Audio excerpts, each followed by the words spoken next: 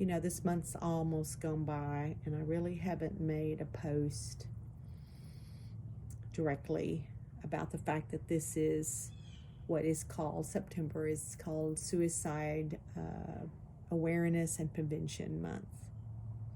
And so I have posted some things about it, but I haven't made a video.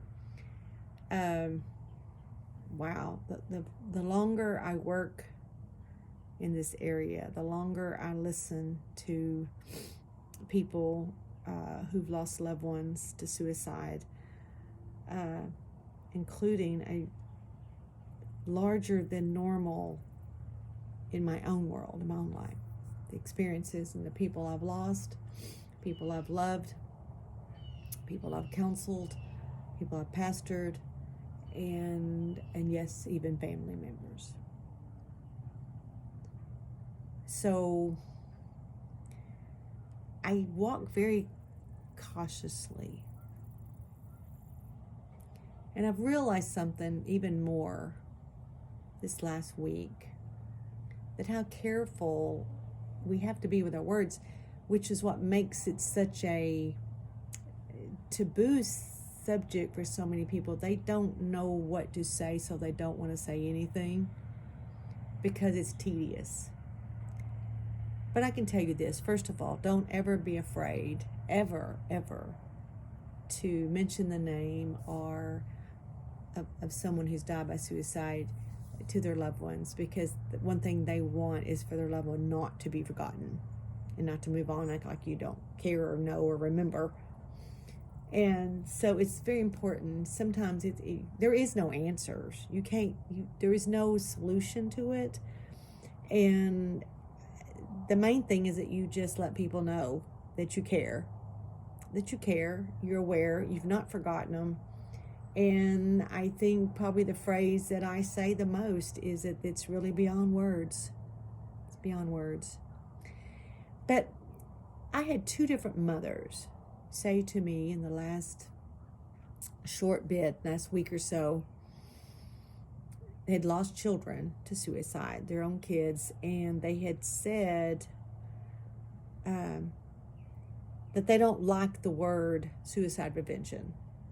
So I can imagine that all the memes and all the things that they see on social media, it's a word that they don't like. You say, well, why? Well, they want to prevent it. Well, yeah, but this is what a mother said to me. There's no such thing as suicide prevention. Because if there was, I would have prevented it. How can you prevent something you don't know is going to happen? How can you prevent something when you don't see the signs, and then you feel like you should have seen the signs, or you feel like everybody thinks you should have seen the signs, and they ask you, did you see the signs? You're like, oh, it's like, oh my God, don't ask people that. They'll tell you if there's something they need you to know about the signs. But the truth is, there is no true preventative way to prevent it except reaching the person that has the power. Only the person that's contemplating suicide can stop the suicide. Unless you're just locking them down and putting them on suicide watch in a paper gown until they can get out of it. So what is the solution? Well, the solution is, I believe, what the Lord had given me a few years back. And he said, you need to tell them they need to take the option of suicide off the table, whether sane and they're sober, or the perfect storm can push them over the edge. The only person that can prevent suicide is the person that's contemplating it. And they have to make up their minds. They have to make up their mind in a sane moment. You can say, well, they weren't insane. Yes, anybody that's fixing to take their life, they're not sane. They're not thinking. They may act rational. They may say a lot of things. But you just read their suicide notes and you realize how insane it is. They're saying things like, I love you. It's not your fault. Just, be happy for me because I'm going to be better off. I'm going to be at peace. And just tell everybody I love them. And I'm going to be watching from beyond. And they act like that somehow or another it's just going to be okay because they tell you it's not their fault and they love you. It's never going to be okay. It doesn't matter. And then there's just these bigger questions. If you love me, why didn't you talk to me? Why didn't you tell me?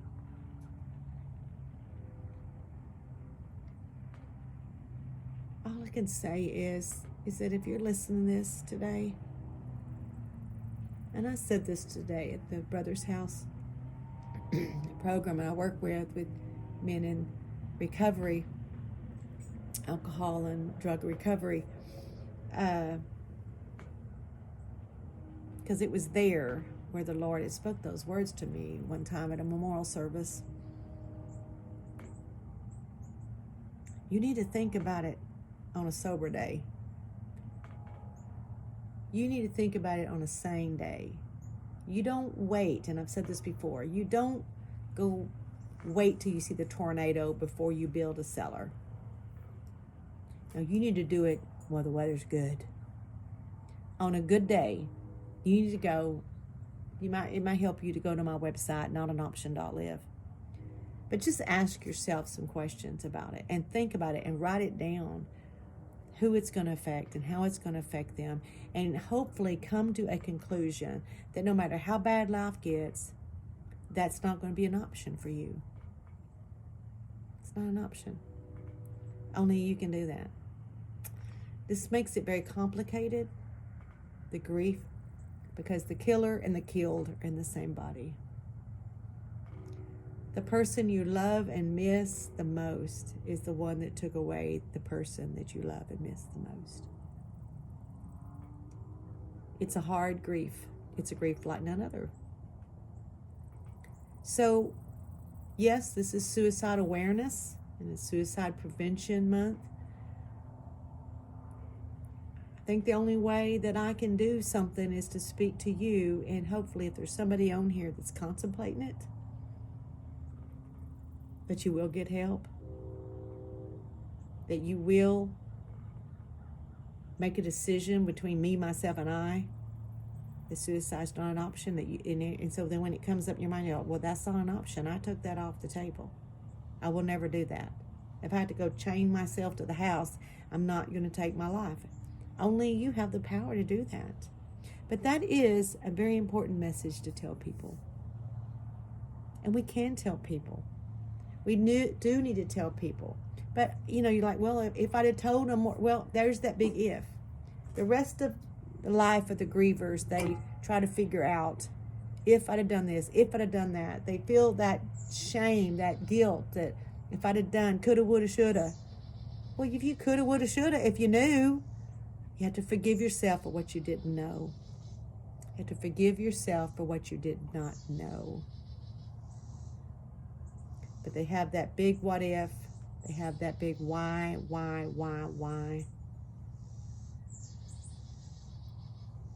If you're a person that's on here contemplating suicide, this is what you're going to leave for your family. Especially you're sitting there going, I love you. I mean, you love me, I love you, but I need to check out of here. Please get some help. Talk to somebody. Men, talk to somebody. Talk to me if you need to. Call me. It's confidential. Talk to me. Talk to somebody. Get to a counselor. Get to your pastor. Talk to somebody. It's better than talk to somebody than having to talk it out after you're gone. Can we prevent it? I can only prevent it for me. And I can encourage you to prevent it for you. And if you're someone who's already lost somebody, I can encourage you to get help.